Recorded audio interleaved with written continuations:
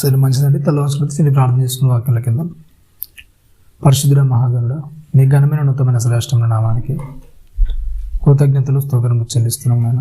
మరి ఒకసారి నేను అందరినీ సజీవులకు దాచినైనా మరి ఒక సంవత్సరం నాయన మా జీవితంలో అనుగ్రహించి, ఇదిగో నాయన ఈ సంవత్సరపు మొదటి ఆదివారం దినం నాయన మేమందరం నాయన నీ చెంత చేరి నీ యొక్క మాటలు వినడానికి నాయన మీరు ఇచ్చిన గొప్ప అమూల్యమైన ఈ యొక్క సమయాన్ని బట్టి కృతజ్ఞతలు స్తోత్రంలో చెల్లిస్తున్నాం నాయన. ఇదిగో నాయన నీ విలువైన మాటలోనికి నన్ను వెళ్ళబోతుండగా మా హృదయాలనైనా సిద్ధపరచుకొని నీ మాటల కొరకు నాయన ఆశ కలిగి అపేక్ష కలిగి నాయన నీ కొరకు జీవించే అటు కృపను మహద్భాగ్యం మాకు అనుగ్రహించండి నాయన. చెప్పనైనా నేను తగ్గించుకొని నీ వాక్యాన్ని హెచ్చించగలుగుటకు, నేను మహిమపరచగలుగుటకు అటు కృపను మహద్భాగ్యాన్ని అనుగ్రహించమని క్రీస్తు గారి అతి పరిశుద్ధమైన నామమునకు ప్రార్థనలు అడివేడుకుంటున్నాను తండ్రి. ఆమేన్. కూడి వచ్చిన అందరికీ ప్రభు రక్షణ క్రీస్తు నామములో వందనాలు తెలియజేస్తుందండి. మంచిది. ఏ విషయాన్ని గురించి మనం మాట్లాడుకుంటున్నాం గుర్తుందా లేదా? దేని గురించి మాట్లాడుకుంటున్నాం? దయ. కీర్తనల గ్రంథము కీర్తనలు 65:11 వచనం.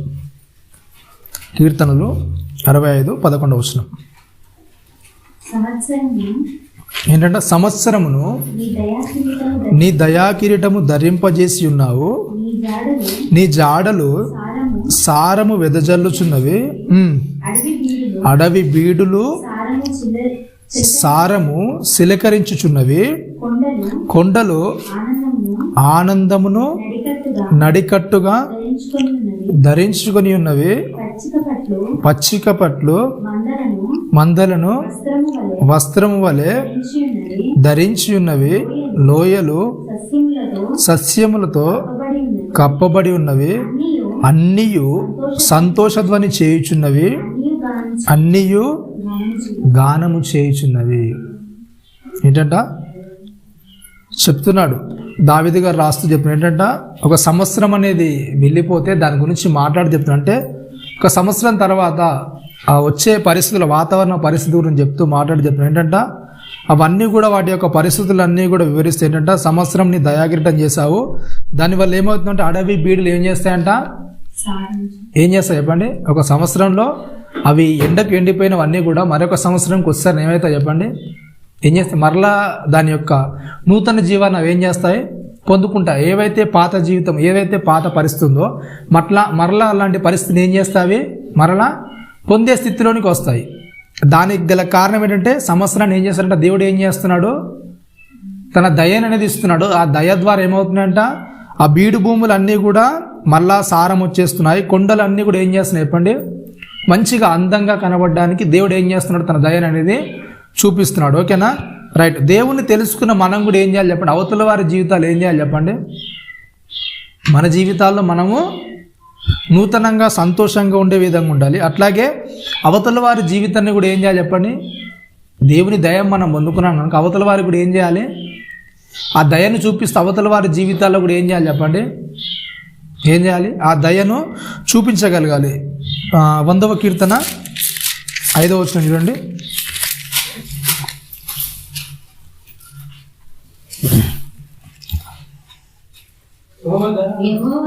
యెహోవా దయాళుడు, ఏంటంటే ఆయన కృప నిత్యముండును, ఆయన సత్యం ఏంటంట తరతరములుండును. యెహోవా దయ ఏంటంటే, యెహోవా దయాళుడు, ఆయన కృప నిత్యం ఉంటుందంట. ఇంకేంటంట, ఆయన సత్యము తరతరాలకు ఉంటుందంట. ఏం చేస్తుండే చెప్పండి? ఫస్ట్ ఏంటంట, ఆయన కృప ఏం చేస్తుందంట? నిత్యం ఉంటుంది. ఆయన సత్యం ఏం చేస్తుంది? తరతరాలకు కూడా అలాగే అది నిలిచిపోతుంది. ఓకేనా? రోమిలకు రాసిన పత్రిక చూద్దాం ఒకసారి. మరలా రోమిలకు రాసిన పత్రిక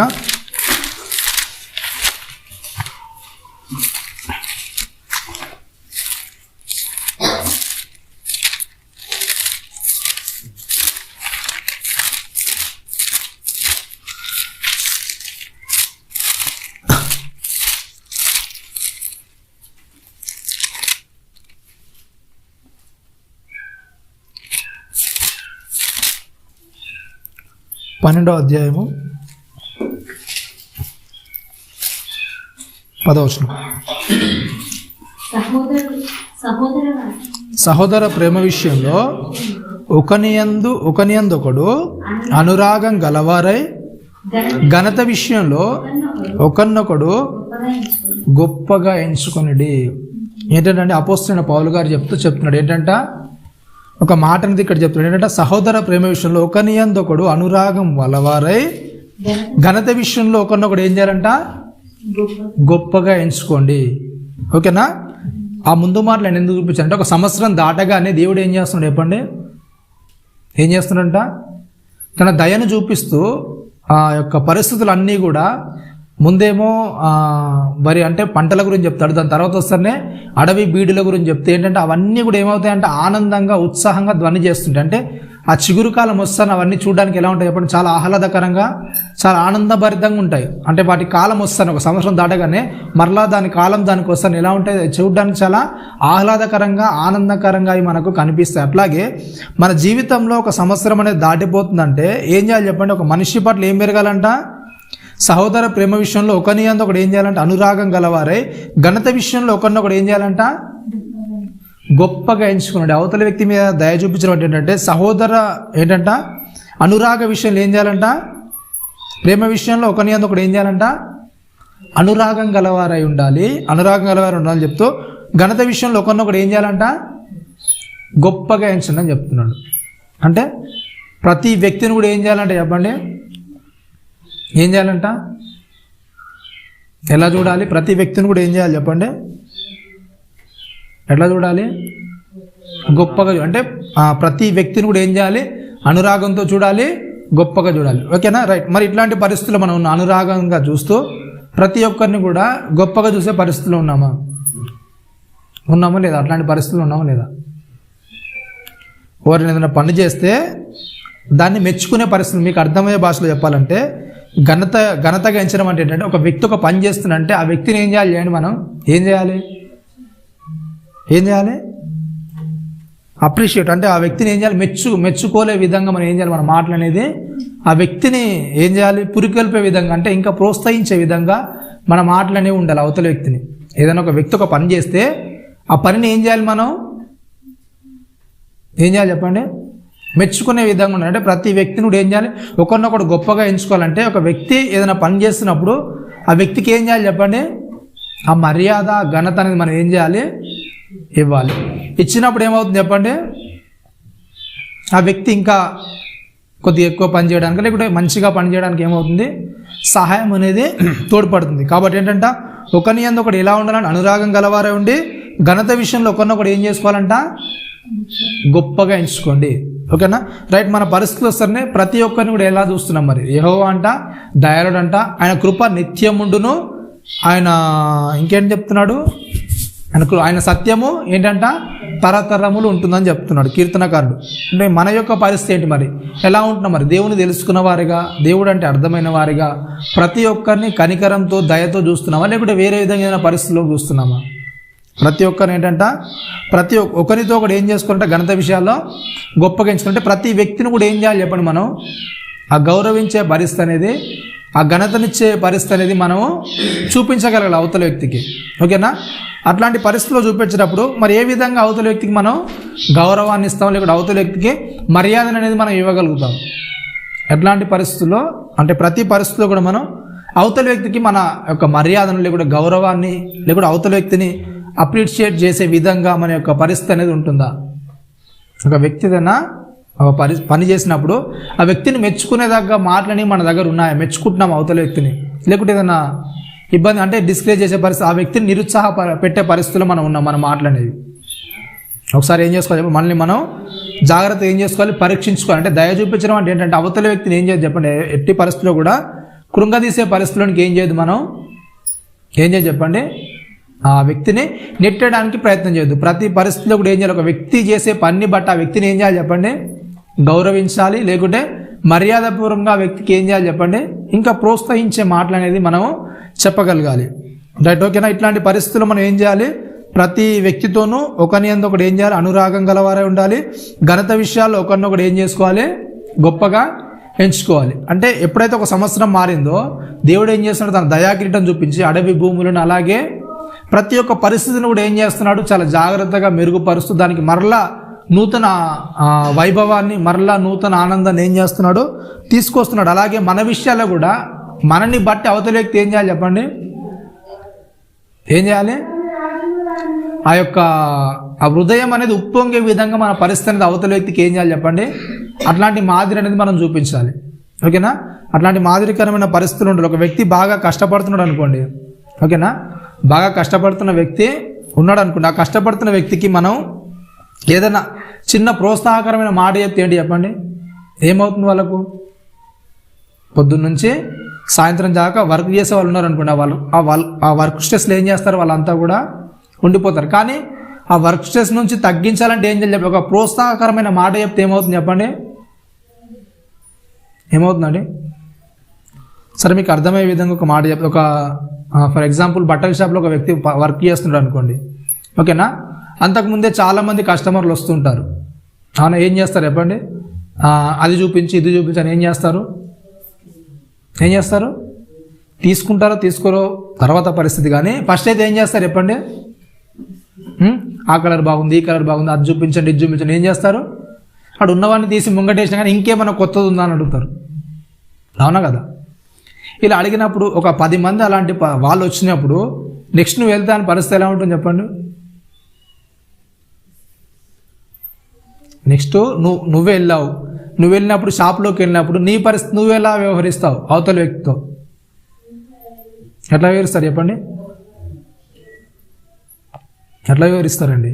మీరు వెళ్ళినప్పుడు మీకు కావాల్సింది వాళ్ళు ఏదో తీశారు, ఓకేనా, అతను వెళ్ళి ఏం చేస్తాడు, ఫస్ట్గా తీసే ఒక సెలక్షన్ అయ్యే కానీ అవతల వ్యక్తి మీద దయ చూపించడం ఏంటంటే, మీరు ఏంటి చెప్పండి, నాకు కావాల్సిన సెలక్షన్ అది ఏం చేస్తారు చెప్పండి, ఏం చేశారు, ఇది నాకు బాగా సూట్ అవుతుంది, మీరు బాగానే తీస్తారండి, నేను అసలు ఇదే కలర్ అనుకున్నాను కానీ మీరు ఏం చేస్తారు, దీన్ని నాకు తీసి చూపించారు అనుకున్నా, అతనికి ఎలా ఉంటుంది చెప్పండి, ఆ వ్యక్తి ఏమనుకోడు చెప్పండి, అబ్బా మురిసిపోతాడు, పొంగిపోతాడు. తర్వాత ఏం చేస్తారు చెప్పండి, మీరు వద్దనగానే ఏం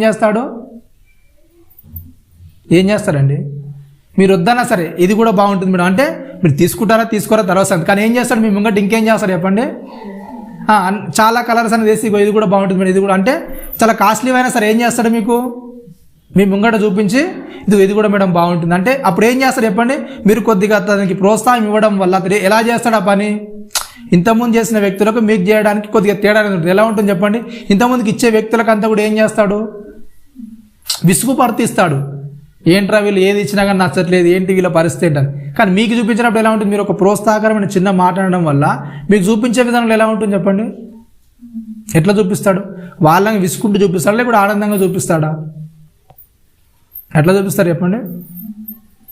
ఎందుకు, మీరు ఒక చిన్న ప్రోత్సాహకరమైన మాట అనడం వల్ల ఏం చేస్తారు చెప్పండి, ఆ వ్యక్తికి ఏమైపోయింది చెప్పండి, అక్కడ చెప్తే ఏంటంటే సంవత్సరంలో ఏం చేస్తున్నావు, నీ దయాకిరీటం నింపేస్తున్నావు, అవన్నీ కూడా ఏం చేస్తున్నాయంటే ఉత్సాహ ఆనందంతో కూడా ఏం చేస్తున్నాయంట, గానం చేస్తున్నాయంట. అవునా, అంటే ఒక సంవత్సరం దాటగానే వాటి యొక్క పరిస్థితులు అంటే చెట్లు మరలా చిగురించడం ఇవన్నీ కూడా ఆ గాలికి ఎలా అనిపిస్తాయి చెప్పండి, వాటి ఏ శబ్దం లేకుండా ఉందనుకోండి, ఒక నదుల దగ్గరికి వెళ్ళినా కానీ దాని సౌండ్ మాత్రమే వినబడుతుంది. అవునా, ఒక చెట్ల దగ్గరికి వెళ్ళినా దాని శబ్దం మాత్రమే మనకి ఏం చేస్తుంది చెప్పండి, వినబడుతుంది. అంటే సరిగ్గా మనం వినగలిగితే ఏంటి చెప్పండి, ఒక పాట పాడినట్టుగా ఉత్సాహంగా అదేదో ఆనందంగా దాన్ని పని చేస్తున్నట్టుగా మనకి ఏం చేస్తుంది, దాని అనుభూతి అనేది మనం చెందగలుగుతాం. ఓకేనా, ఒక వ్యక్తి పట్ల కూడా మనం కూడా దయ చూపిస్తే ఆ వ్యక్తి కూడా ఏం చేస్తాడు చెప్పండి, తన పనులు ఏం చేస్తాడు చెప్పండి, ఆనందంగా ముందుకెళ్ళడానికి సహాయపడ. అంటే లోకంలో ఉన్న వాళ్ళకి ఇది అంతా కూడా తెలియదు. అవునా కదా, లోకంలో వెళ్తున్న వారికి చదువుకున్న డాక్టరేట్లు తీసుకున్న ఎన్నో పరిస్థితులు ఉన్నా కానీ మనిషికి ఏంటి చెప్పండి ఇవన్నీ కూడా తెలియదు. కానీ ఎప్పుడైతే మనం దేవునిలోకి వచ్చామో ఒక వ్యక్తిని ఎలా ట్రీట్ చేయాలి, ఒక వ్యక్తితో ఏ విధంగా మనం సానుకూలంగా మాట్లాడాలి, అవతల వ్యక్తితో ఏ విధంగా ఉండాలి, అంతే కదా. 10వ వచనంలో మాడుతూ సహోదర ప్రేమ విషయంలో ఒకని యందు ఒకడు ఏంటంట అనురాగం గలవారు. అంటే అవతల వ్యక్తితో మాట్లాడేటప్పుడు ఎలా మాట్లాడాలి చెప్పండి, ఎట్లా మాట్లాడాలి, అనురాగం అంటే ప్రేమపూర్వకంగా ఆప్యాయంగా అవతల వ్యక్తిని పలకరించే విధానంలో చాలా ఆ వ్యక్తి ఎలా ఉండాలి చెప్పండి, తన హృదయానికి అద్దుకునే విధంగా మన మాట పలకరింపు కానీ, అంటే మన ఫ్రెండ్స్తో మాట్లాడితే మనకు కావలసిన వాళ్ళతో మాట్లాడితే ఎలా మాట్లాడతామో ఆ మాట్లాడే విధానం అనేది చాలా జాగ్రత్తగా ఉందనుకోండి ఏమవుతుంది చెప్పండి, అవతల వ్యక్తి ఏం చేస్తాడు చెప్పండి, ఏం చేస్తాడు మన ప్రవర్తనకు, మన మాటలకు అతను ఆటోమేటిక్గా ఏం చేస్తాడు చెప్పండి?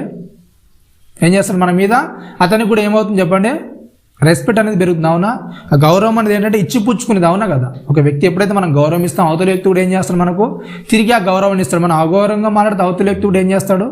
ఆ అగౌరవంగానే ప్రవర్తించడానికి అవకాశాలు ఉంటాయి. కనుక ఏంటంట, సహోదర ప్రేమ విషయంలో ఒకని యందొకడు అనురాగం గలవారై ఘనత విషయంలో ఒకని యందొకడు ఏంటంట గొప్పగా ఎంచుకోండి. ఓకేనా? ఇట్లా గొప్పగా ఒక వ్యక్తిని చూడడానికి ఎప్పుడు కూడా ఏం చేయాలి? ప్రతి వ్యక్తిని కూడా ఏం చేయాలి చెప్పండి? గొప్ప పరిస్థితిలో ఉంచడానికి ప్రయత్నం చేయాలి. ఓకేనా? నీకు ఇద్దరు పని చేస్తున్నారు అనుకోండి. ఓకేనా? అలా చేస్తున్నప్పుడు ఒక వ్యక్తి ఒక దాంట్లో పర్ఫెక్ట్గా ఉన్నప్పుడు ఆ వ్యక్తిని ఏం చేయాలి చెప్పండి? దాని గురించే మనం అంటే ఆ వ్యక్తిని దాంట్లోనే ఏం చేయాలి? మీరు ప్రోత్సహించే విధంగా ఉండాలి. ఓకేనా? ఒకవేళ అదే షాప్లో పనిచేస్తున్న వ్యక్తి, ఒక వ్యక్తికి బట్టలు బాగా మర్చేయడం అనేది వచ్చు, ఇంకో వ్యక్తి ఏం చేస్తాడు? కలెక్షన్స్ అనేది బాగా చూపించడం వచ్చు. అలాంటప్పుడు ఏం చేయాలి? ఈ వ్యక్తి మడత పెట్టడంలో చాలా పర్ఫెక్ట్గా ఉంటాడని చెప్పాలి. ఓకేనా? అంతకు మించి వీనికి పని రాదు కానీ ఒక విషయంలో కొదవగా ఉంది, ఇట్లాంటివన్నీ కూడా ఏం చేయదు చెప్పండి? ఏం చేయొద్దు. అలాంటి పదాలు అనేవి ఎప్పుడు కూడా అంటే కానీ, లేకుంటే ఇతని కంటే, వీనికంటే, లేకుంటే ఇంకా మెరుగ్గా, ఇట్లాంటి పరిస్థితులను ఎప్పుడైతే వాడుతుంటామో ఒక వ్యక్తిని మనం ఏం చేస్తాం చెప్పండి? ఏం చేస్తాం? కృంగదీస్తాం. అంటే ఇంట్లో పరిస్థితుల్లోకి వస్తారనే కూడా చాలామంది ఏం చేస్తారంటే ఒక ఎగ్జాంపుల్ చూపెట్టాలంటే అవతలి వ్యక్తిని చూపిస్తుంటారు. అవునా కదా? నీకంటే వాడు బాగా చదువుతాడు, నీకంటే వాడు బాగా చేస్తాడు, నీకంటే పనిలో వాడు చురుగ్గా ఉంటాడు, నీకంటే వాడిని చూసి నేర్చుకోరా, వీడిని చూసి నేర్చుకోరా. అవునా కదా? ఇట్లాంటి అన్నీ కూడా ఏంటంటే మనకి ఏమైపోయాయి చెప్పండి? అలవాటు పదాలుగా, ఊత పదాలుగా మారిపోయాయి అందరికి కూడా. అవునా కదా? వాడు ఎలా చేస్తున్నాడు చూడు, వీడు ఎలా చేస్తున్నాడు చూడు, వాడు ఎలా సంపాదిస్తున్నాడు చూడు, వీరు ఎలా సంపాదిస్తున్నాడు చూడు, ఇవన్నీ కూడా ఊత పదాలుగా మారిపోయి ఒక వ్యక్తిని ఏం చేస్తున్నారు చెప్పండి? కృంగదీసే పరిస్థితిలోనికి వెళ్ళిపోతున్నారు. ఒక వ్యక్తిని కృంగదీసే పరిస్థితిలోనికి చేరవేస్తున్నారు. కాబట్టి ఏంటంటే ఒకరిని యందు ఒకడు అనురాగం గలవారు ఉండాలి. ఏ వ్యక్తి టాలెంట్ అనేది వాడిదే, ఏ వ్యక్తి పరిస్థితి అనేది వారిదే. కనుక ప్రతి ఒక్కరిని కూడా ఏం చేయాలంట? ఏ పనిలో వాడు నిపుణంగా ఉంటాడో ఆ పనిని బట్టి వాడిని ఏం చేయండి చెప్పండి? ప్రోత్సహించాలి. కానీ ఇంకొకరికి వాడిని ఏం చేయదు, ఎప్పుడు కూడా ఏం చేయదు చెప్పండి? ముడిపెట్టొద్దు. అంటే ఇంకొక వ్యక్తితో ఏ వ్యక్తిని కూడా ఏం చేయొద్దు, ఏం చేయొద్దంట? పోల్చొద్దు. ఆ వ్యక్తి అలాంటి వాడు, ఈ వ్యక్తి ఇలాంటి వాడు, నువ్వు ఇలాంటి వాడు, అలాంటి వాడు ఏం చేయొద్దంట? ఒకరితో ఒకరిని ఏం చేయొద్దంటే ఎప్పుడు కూడా ఏం చేయొద్దు? పోల్చడానికి ప్రయత్నం చేయొద్దు. ఎవరి టాలెంట్ అనేది వారికి, ఎందుకంటే దేవుడు వారి వారి సామర్థ్యాలను ఏం చేశాడు? దేవుడు వాళ్ళకి ఇచ్చాడు. ఎవరి టాలెంట్ అనేది వాళ్ళకి ఇచ్చాడు దేవుడు. ప్రతి ఒక్కరూ ప్రత్యేకంగానే ఉన్నారు. వారి వారి టాలెంట్ని బట్టి ఎవరి దాళ్ళు ప్రత్యేకంగా ఉంటారు. కనుక ఏ వ్యక్తి మీద కూడా ఏం చేయదు చెప్పండి? ఆ యొక్క నెగిటివ్ థాట్ అనేది రుద్దొద్దు. వాడికంటే నువ్వు చీపు, వాడు చేసిన పనులు నువ్వు చేయలేవు అనే ఇట్లాంటి పదాలు కానీ, ఇట్లాంటి మాటలు కానీ ఏ పరిస్థితుల్లో కూడా ఏం చేయదు చెప్పండి?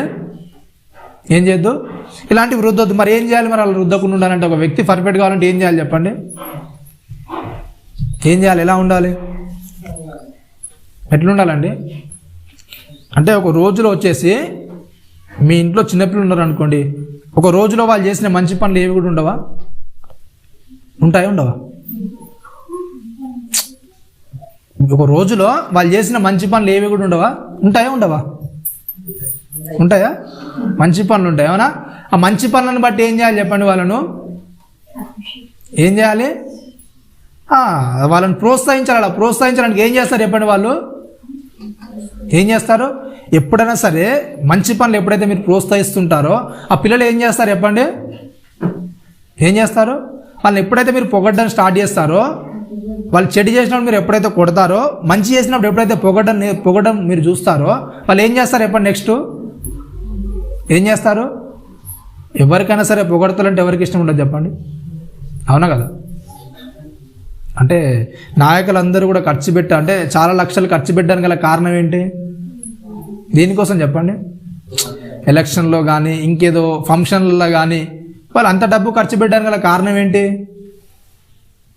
ఎందుకు చెప్పండి? డబ్బులు ఇచ్చి మరి ఏం చేస్తారు? అవునా కదా? డబ్బులు ఇచ్చి మరి ఏం చేస్తారు చెప్పండి? పొగిడించుకుంటారు. అవునా కదా? ఎందుకు? ఆ పొగడతలు అంటే మనిషికి ఏంటి చెప్పండి? ఇష్టం. ఆ పొగడతల కొరకు వాడు ఎంత చెడ్డోడైనా సరే ఆ ఉన్న గంట సేపు ఏం చేస్తాడు? ఏం చేస్తాడండి? ఒకవేళ 2 గంటలు సబ్బు ఉందనుకో, అప్పటిదాకా వాడు ఏం చేస్తాడు? ఏం చేస్తాడు? ఆ పొగడతలు వినడానికి ఏం చేస్తాడు చెప్పండి? అప్పటి వరకు ఆ 2 గంటల వరకు ఏం చేస్తాడు? మంచిగా ప్రవర్తించడానికి ప్రయత్నం చేస్తాడు. కాబట్టి ప్రతి ఇంట్లో కూడా, ప్రతి కుటుంబంలో కూడా ఏ వ్యక్తి అయితే ఒక పని చేస్తున్నాడో ఆ మంచి పని గురించి ఏం చేయాలి చెప్పండి? ఎప్పుడైతే మనం ప్రోత్సహించడం వారికి అలవాటు చేస్తామో అప్పటి నుంచి ఆ వ్యక్తి ఏం చేస్తాడు చెప్పండి? ఎప్పుడైనా సరే ఏం చేస్తాడు? ఆ ప్రోత్సాహానికి అలవాటు పడిన వ్యక్తి ఏం చేస్తాడు? ఎప్పుడు కూడా ఏం చేయాలనుకుంటాడు? ఏం చేయాలనుకుంటాడు? మంచి పని చేయాలనుకుంటాడు. చెడు చేయాలనుకుంటాడా? ఎప్పుడైతే ఆ పొగడ్తలకు అలవాటు పడతాడు ఒక వ్యక్తి, ఓహో నన్ను అంటే ఈ పని చేస్తే వీళ్ళకి ఏం చేస్తుంది?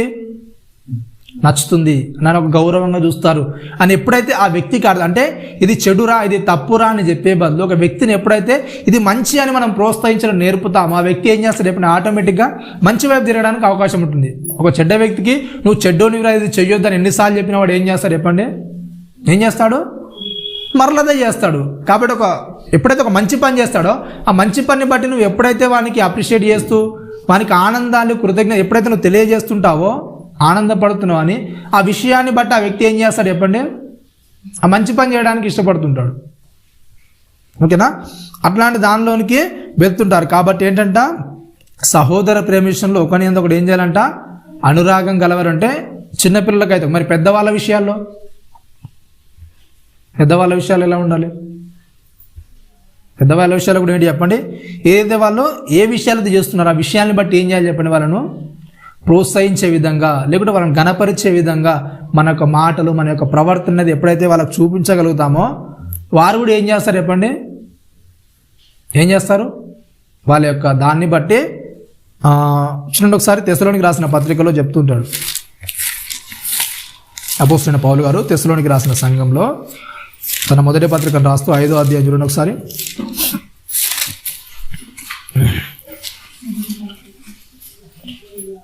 13వ వచనం, 5:13లో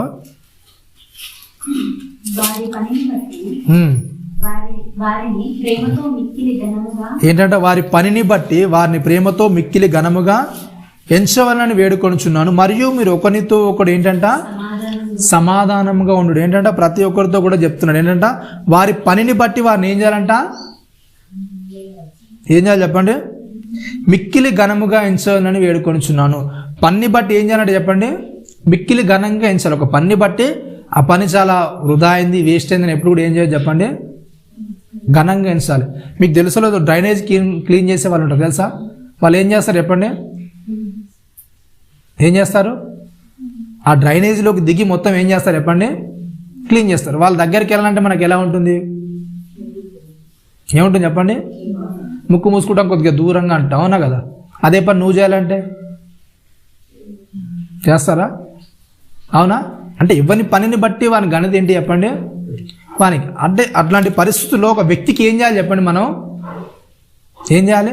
మర్యాదపూర్వకంగా ఆ వ్యక్తితో ప్రవర్తించే ప్రవర్తన అనేది, వీడు నాకంటే తక్కువ వాడు, వీనికి ఈ పని కంటే ఏ పని రాదు అనే పరిస్థితులు ఏం చేయదు చెప్పండి? ఎప్పుడు కూడా అట్లాంటి పరిస్థితుల్లోనికి, అలాంటి థాట్లోని మనం ఎప్పుడు కూడా ఏం చేయదు, వెళ్ళొద్దు. ఎవరి పని ఘనత వాళ్ళది. కాబట్టి అట్లాంటి పరిస్థితులు ఏంటంటే వారి పనిని బట్టి ఏంటంట, వారిని ప్రేమతో ఎలా ఉండాలంట? ప్రతి వ్యక్తితో కూడా ఏం చేయాలి చెప్పండి? ఒక పని చేస్తున్న వ్యక్తిని, పని చీప్ వ్యక్తి అంటే ఇలాంటి పని చేసే వాళ్ళు చీప్ క్యారెక్టర్ అని కాకుండా నువ్వు ఆ పని ఏం చేయాలో చెప్పండి? ఒక వ్యక్తి చేసే పని, ఆ పని నువ్వు ఏం చేయాలో చెప్పండి? చేయలేనప్పుడు ఆ వ్యక్తిని, చేస్తున్న వ్యక్తిని ఏం చేయాలి? నువ్వు ఏం చేయాలి? గణపరచాలి. మిక్కిలి ప్రేమగా అతన్ని సన్మానించే విధంగా మన ఒక ప్రవర్తన కలిగి ఉండాలి. అలా కాకుండా వీడు చీప్ పని చేస్తాడు, ఇలా చీప్ మెంటాలిటీ. ఎప్పుడైతే ఇట్లాంటి పరిస్థితులను మనం వెళ్తామో ఏం చేస్తాం చెప్పండి? మనం దేవుని దయ అంటే దేవుడేమో ప్రతి ఒక్కరి మీద, ఆయన దయ ఏంటంటే నిరంతరము నిత్యం ఉంటుందంట ప్రతి ఒక్కరి మీద, అవునా కదా? నిరంతరం నిత్యం ఉంటుంది కనుకనే మనం ఏం చేస్తున్నాం? ఇంకా భూమి మీద ఆయుష్ అనేది ఇంకా కొనసాగిస్తున్నాం. కాబట్టి ఏంటంటే ప్రతి ఒక్కరిని కూడా వారి పనిని బట్టి ఏంటంటే మిక్కిలి ఘనంగా ఏం చేసుకోవాలి చెప్పండి? ఎంచాలి. వారి పనిని బట్టి, వారి వృత్తిని బట్టి, వాళ్ళ తక్కువ స్థాయిన, వాళ్ళ తక్కువ జీతమైన ఇంకేదో పరిస్థితులు ఉన్నా సరే వాళ్ళ పని ఏంటి చెప్పండి? వాళ్ళ పని వాళ్ళకు అన్నం అనేది పెడుతుంది, వాళ్ళ కడుపు అనేది నింపుతుంది. అట్లాంటి పరిస్థితులు మన మీద ఎప్పుడు కూడా వాళ్ళు ఆధారపడట్లేదు కదా, అవునా కదా? ఒక వ్యక్తి అవతల వ్యక్తి మీద ఆధారపడకుండా తన పని ఏదో తాను చేసుకుంటున్నాడు. అట్లాంటి వ్యక్తిని, తన ఆత్మగౌరవాన్ని కాపాడుకుంటున్న వ్యక్తిని ఏం చేయాలి చెప్పండి? ఎట్టి పరిస్థితుల్లో కూడా ఏం చేయొద్దంట? పనిని బట్టి ఎప్పుడు కూడా చిన్న చూపు చూడొద్దు. కానీ ప్రతి పనిని బట్టి ఏం చేయాలంట? ఏం చేసుకోవాలి? ఘనపరచాలి. ప్రతి వ్యక్తిని కూడా ఏం చేయాలంటే వారి పనిని బట్టి వారిని ప్రేమతో మిక్కిలి ఘనముగా ఎంచవాలని ఏం చేస్తున్నట వేడుకొంచున్నాను. మరియు ఒకరితో ఒకటి ఏం చేయాలంట చెప్పండి, మరలా చెప్తున్నాడు అపోస్తలుడైన పౌలు గారు ఏంటంట, ఒకరితో ఒకటి ఎలా ఉండాలంట, సమాధానంగా ఉండండి. అంటే ఒక వ్యక్తి పట్ల దయగలిగి ఉండడం ఏంటంటే, ప్రతి వ్యక్తిలో కూడా ఎప్పుడైతే ఒక వ్యక్తి ఇబ్బందికరమైన పరిస్థితులు అంటే ఏ పరిస్థితిలో పనిచేసిన వ్యక్తి అయినా అవతల వాళ్ళతో ఏం చేస్తాడు చెప్పండి, ప్రతి వ్యక్తి కూడా ఏముంటుంది, ఒక పని చేస్తున్నాడంటే ప్రతి వ్యక్తి కూడా ఏముంటుంది చెప్పండి, ఆ పనిలో భారం అనేది ఉంటుంది, దాని యొక్క బాధ్యత అనేది ఉంటుంది, అక్కడ బాధ అనేది ఉంటుందా ఉండదా? ప్రతి పరిస్థితుల్లో కూడా ఎక్కడ పని చేసినా సరే వాళ్ళు కూల్గా ఏదో నెమ్మదిగా ఏం చేయరు, ఎక్కడ కూడా పని చేయరు. కాబట్టి ఆ పరిస్థితులు ఏం చేస్తాడు ఆ వ్యక్తి కంపల్సరిగా ఆ ఇబ్బందిలో నలుగుతుంటాడు. అట్లాంటి పరిస్థితులు ఒకవేళ నువ్వు ఆ వ్యక్తిని ట్రీట్ చేయడానికి వెళ్తే, లేకుంటే ఆ పరిస్థితుల్లో నువ్వు కస్టమర్ అయితే వాళ్ళతో ప్రవర్తించే విధానం అనేది ఎలా ఉండాలి చెప్పండి, ఎట్లుండాలి, దయగా. ఓకేనా, దయగా ప్రవర్తించే విధంగా ఉండాలి. అలాగే ఆప్యాయంగా అనురాగంగా మన పలకరింపు కానీ మన ప్రవర్తన కానీ అవతలి వ్యక్తి ఎలా ఉండాలి చెప్పండి, చాలా జాగ్రత్తగా ఉండాలి. అవునా కదా? అదే విషయాన్ని పేతురు గారు చెప్తారు. చూడండి ఒకసారి, పేతురు రాసిన పత్రిక, మొదటి పత్రిక 2వ అధ్యాయం ప్రారంభవచనం.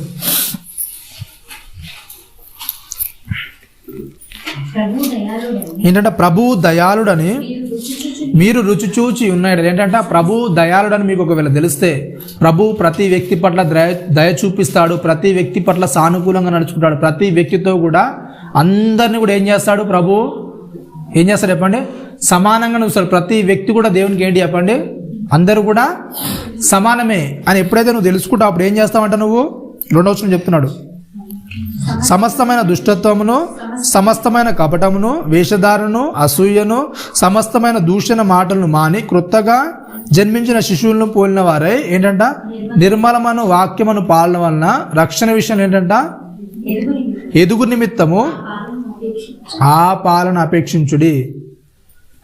ఏం చేయాలంటే చెప్పండి, ఎప్పుడైతే ఒక వ్యక్తితో మనము దేవుని దయ అనేది మనకు పూర్తిగా తెలుస్తుందో, దేవుని దయలో మనం సంవత్సరం ఎదుగుతుంటామో, అవతలి వ్యక్తితో ప్రవర్తించే విధానం అనేది ఏమవుతుంది చెప్పండి, మనది ఏమవుతుంటుంది, చేంజ్ అవుతుంటుంది. అవతలి వ్యక్తి ఎలా ప్రవర్తించాలి, ఏ విధంగా మనం ఉండాలి. అవునా? చాలామంది ఏం చేస్తారంటే తల్లిదండ్రులను బట్టి ఏం చేస్తారు చెప్పండి, ఏం చేస్తారు, పిల్లల్ని తిడుతూ ఉంటారు. అవునా కదా? మీరు వింటారో లేదో, వీళ్ళ డాడీ లాంటి వారే కాబట్టి వీళ్ళ డాడీ లక్షణాలు ఏం చేస్తాయి, వీళ్ళ తండ్రి లక్షణాలే పిల్లలకు వచ్చాయి. లేకుంటే వీళ్ళ తల్లి ఇలాంటిది కాబట్టి ఆ తల్లి లక్షణాలు ఏమో కూడా ఏం చేస్తాయి వచ్చాయి. కానీ కీర్తనకారుడు చెప్తే ఏంటంటే, ఆయన సత్యం ఏంటంట, తరతరములుండును.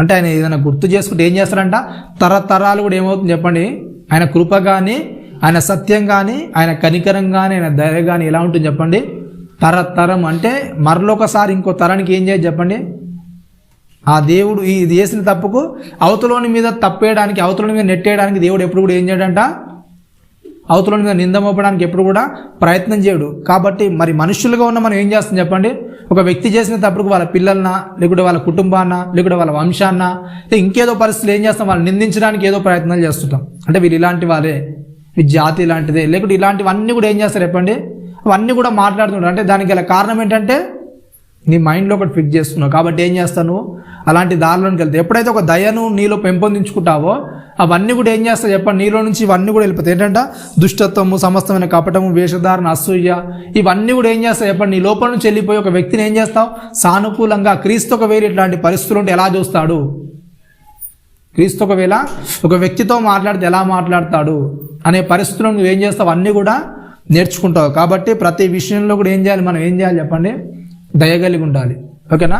ఎట్లాంటి పరిస్థితుల్లో ఉన్న వ్యక్తులైనా సరే మనం ఏం చేయాలి చెప్పండి, సరిచేయడానికి మన మాటలు, నిలవబెట్టడానికి మన మాటలు ఉపయోగపడాలి తప్ప ఆ బీడుబారిన బ్రతుకులను మరలా ఇంకా బీడుబార్చే విధంగా ఏం చేయదు, మన మాటలు కానీ మన ప్రవర్తన కానీ అవతల జీవితాన్ని నాశనం చేసే విధంగా ఏం చేయదు చెప్పండి, ఎప్పుడు కూడా ఉండొద్దు. ఓకేనా? అట్టి పరిస్థితుల్లో ప్రతి విషయంలో కూడా కింది విషయాలు చెప్తాడు. అది రోమిలో రాసిన పత్రిక చూడండి 12 కింది వచనాలు చెప్తాడు. 12వ అధ్యాయం కింది వచనంలో మాట్లాడుతుంటాడు.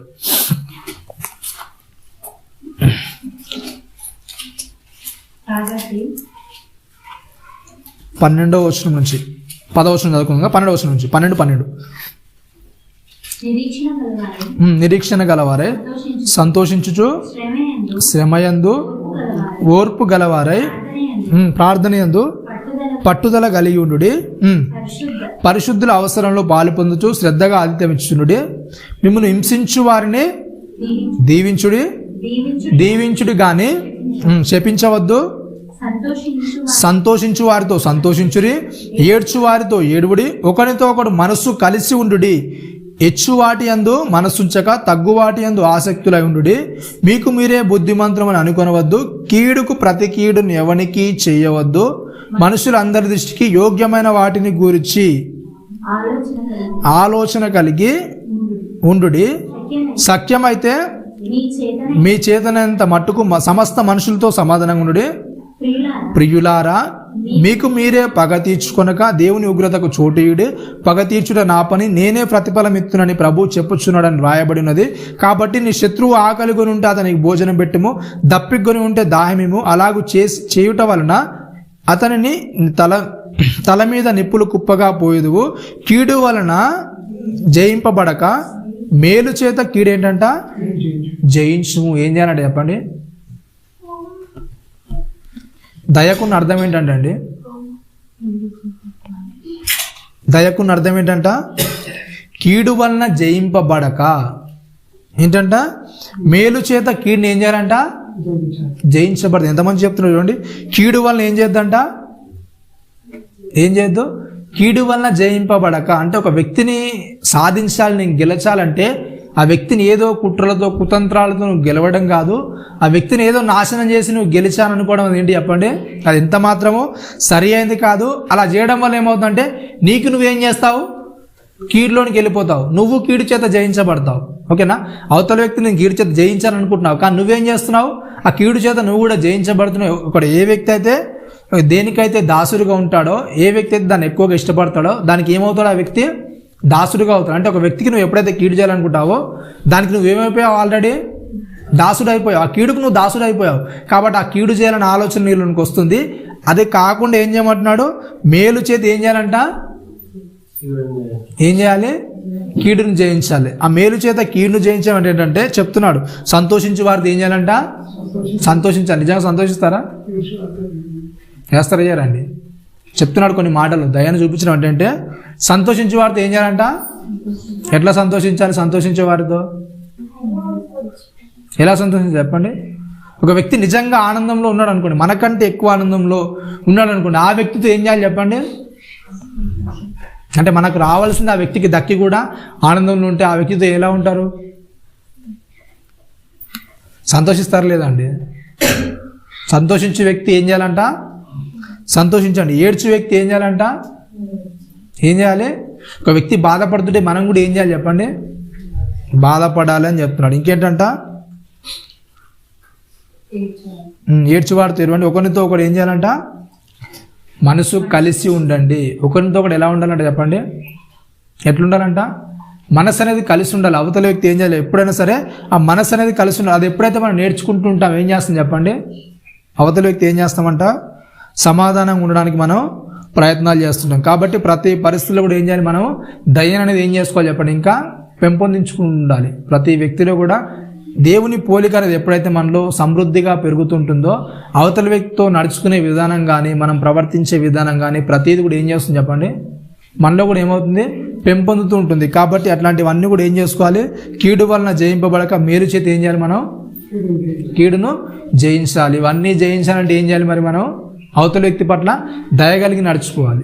ఎప్పుడైతే ఆ దయగలిగి మనం నడుచుకుంటామో ఏం చేస్తాం, దేవునిలో మనం ఉన్నతంగా ఎదుగుతాం. కాబట్టి తల్లు వంచుకొని చిన్న ప్రార్థన చేసుకొని మనం ముగించుకుందాం. పరిశుద్ధుడ మహాగణుడా, విన్న మాటలు ఆయన మా హృదయంలో ఫలించిన ఆయన దేవిచ్చిన అనుగ్రహంలో నాయన దయను నాయన మేము ధరించుకొని దయ అనే గుణాన్ని నాయన మేము సంపూర్ణంగా నేను చేయగలుగుటకు ఆయన నీ వాక్యం ద్వారా నైనా పరిశోధించబడినైనా పరిశీలించబడి పరీక్షించబడినైనా నీలో ఉన్నతంగా మమ్మల్ని మేము నాయన పురుగొల్పబడి నీలో ఎదగలుగుటకు వాటి కృపను మహద్భాగ్యాన్ని మాకు అనుగ్రహించినైనా విన్న మాట నేను నిష్ప్రయోజనం కాకుండా మాలోనైనా ఫలించగలుగుటకు నాయన నీ కొరకు జీవించగలుగుటకు అటు కృపను మా ఆత్మభాగ్యాన్ని అనుగ్రహించమని క్రీస్తు వారి అతి పరిశుద్ధమైన నామమున ప్రార్థన మనం అడిగి వేడుకుంటున్నాను తండ్రి. ఆమేన్. అందరికీ వందనాలు.